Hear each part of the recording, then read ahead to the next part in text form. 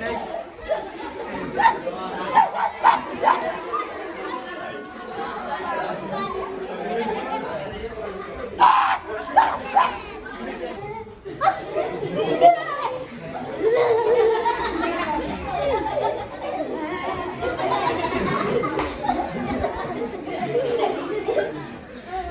হ্যাঁ 10 সেকেন্ড পার।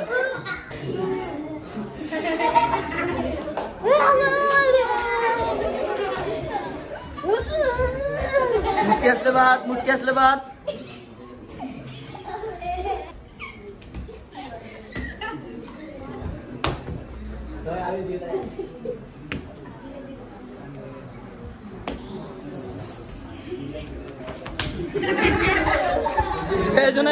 জুনায়েদ শেষ।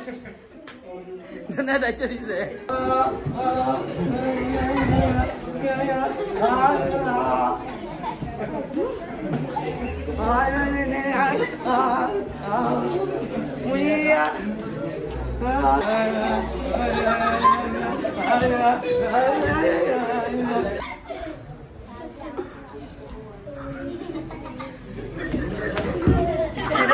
গেছে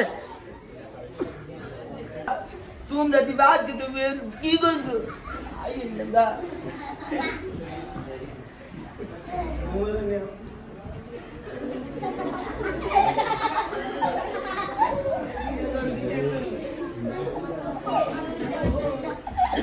ইলিয়াস আসে দিব কিন্তু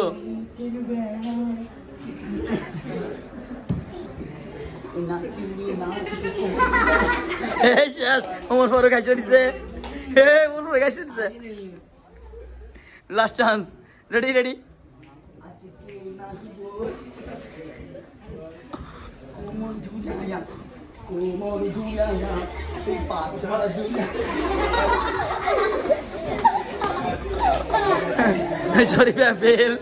মানুষকে অনেক ভাবে চেষ্টা করা হইতেছে হাসানোর জন্য, কোনোভাবে হাসতেছে না।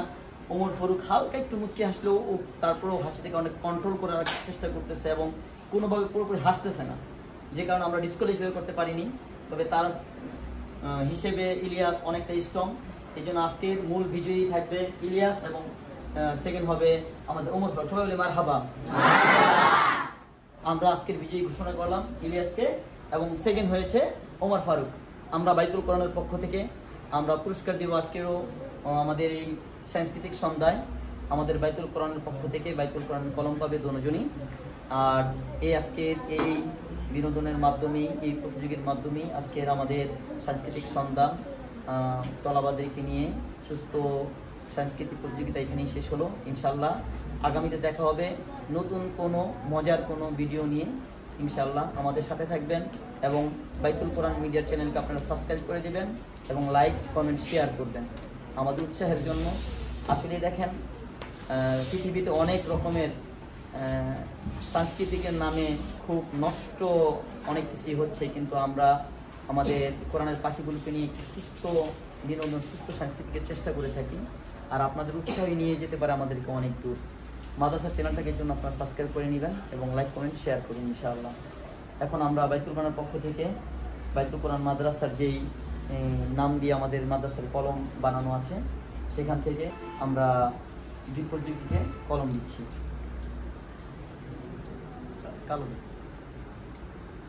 এটা হলো প্রথম পুরস্কার হিসেবে ইলিয়াসকে প্রথম পুরস্কারের দিচ্ছি এবং দ্বিতীয় স্থান হয়েছে আমাদের ওমর ফারুককে দিচ্ছি। সবাই বলি মারহাবা।